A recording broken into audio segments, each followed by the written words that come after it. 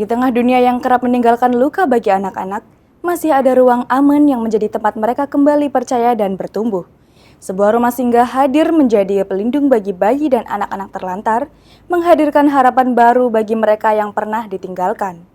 Berikut liputannya untuk Anda.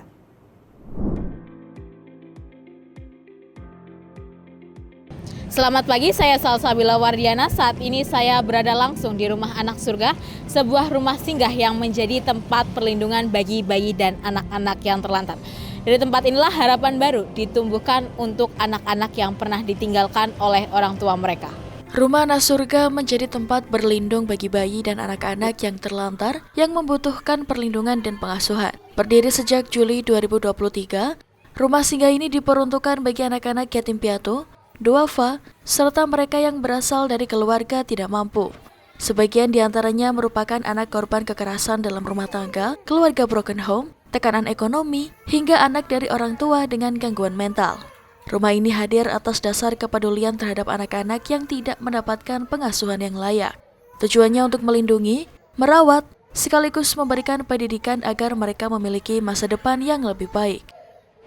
Jadi harapannya kenapa dinamai Rumah Anak Surga ya, bukan panti asuhan, karena harapannya ini tempat ini bukan menjadi bukan menjadi panti tapi menjadi rumah bagi anak-anak yang ada di sini kayak gitu. Karena kalau namanya panti itu kan menjadi jadi kayak hukum sosial buat mereka nantinya, besar nantinya kayak gitu. Jadi kadang kan kebanyakan kalau udah sekolah itu kamu anak panti dan lain sebagainya kayak gitu. Jadi harapannya kenapa namanya rumah ya, ini tempat tinggal untuk mereka. Kalau untuk harapan kita sendiri sebagai pengasuh, terlebih saya ya sebagai kepala pengasuh di sini, harapannya anak-anak ini nanti tetap bisa kembali ke orang tuanya, karena sebaik-baiknya rumah itu tetap ke orang tuanya, dan kita sebagai pengasuh juga harapannya bisa mengasuh lebih baik lagi, terus bisa menjadi sosok orang tua juga untuk mereka, walaupun anak-anak ini bukan lahir dari rahim kita sendiri.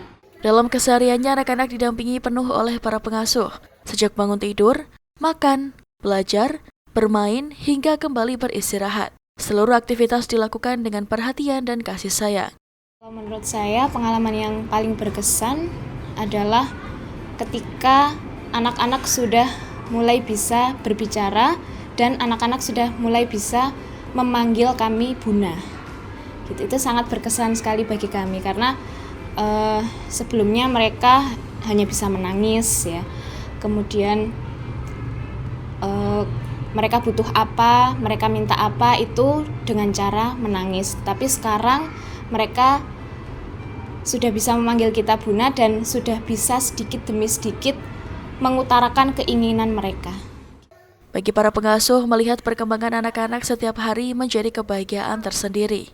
Rumah Anak Surga bukan hanya sekedar tempat tinggal, tetapi menjadi rumah harapan bagi anak-anak yang pernah kehilangan kasih sayang orang tuanya.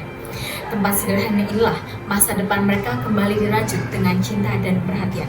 Saya Salsabila Wardiana melaporkan langsung dari Rumah Anak Surga. Wassalamualaikum warahmatullahi wabarakatuh.